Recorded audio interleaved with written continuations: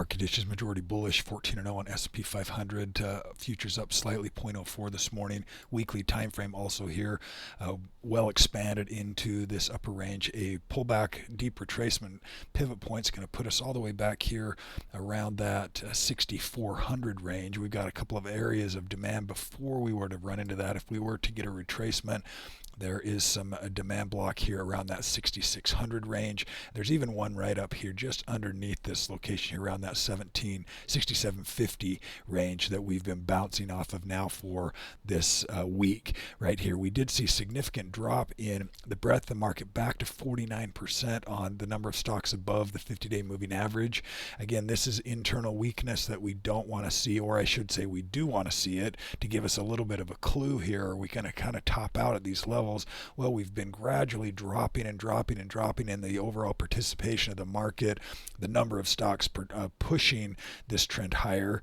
Okay, we should see this moving higher, and we should see this moving higher with that number where it's declining as we're moving higher. We obviously know what the scenario is. There's just 10 or 15 names in the S&P 500 that are holding it up entirely, and so we'll see when they decide to start to get some selling.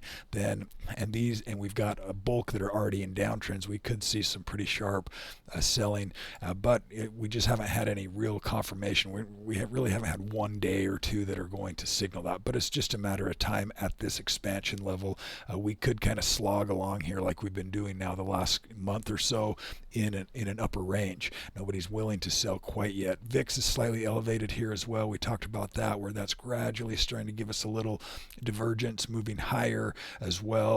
That this price is moving higher, 1660 this morning, and that range could get all the way down to that 1213 range, but starting to see it just elevated slightly. So you are getting some internal selling. We're getting some selling here. We're getting some selling here in VIX, just slightly. So there's some distribution starting to take place.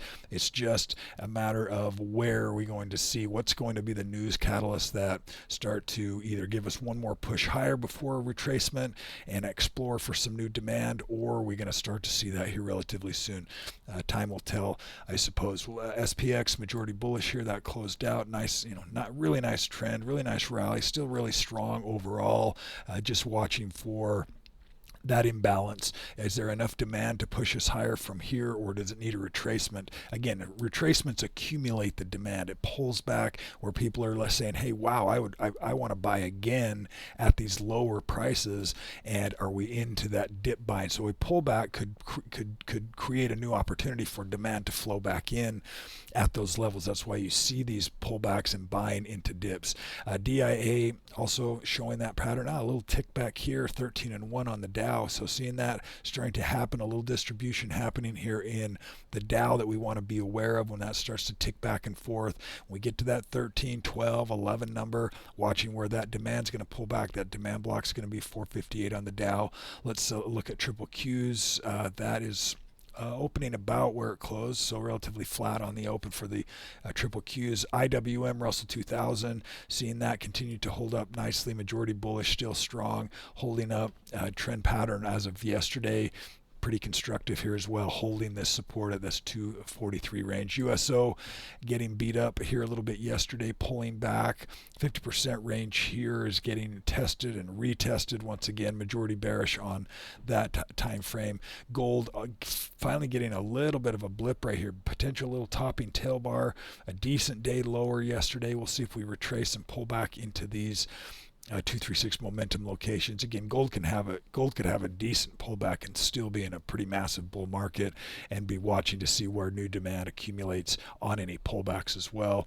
2-year Treasury showing some weakness, majority bearish on the daily and the weekly time frame, continuing that overall downtrend in terms of rates, sitting at 357 this morning. U.S. Treasury or U.S. 10-year also getting some weakness, back to 14, and pushing back down towards that 4. So we may look to test that 4 range again if we break through that 408 area on the 10-year. We're seeing a couple names to consider today. ALNT, nice confirmation bar here in the electrical product space, and big volume on that. Also seeing RFIL, a nice looking pattern rally higher, retracement back into momentum, increased volume as it's climbing back and maintaining that momentum zone as well.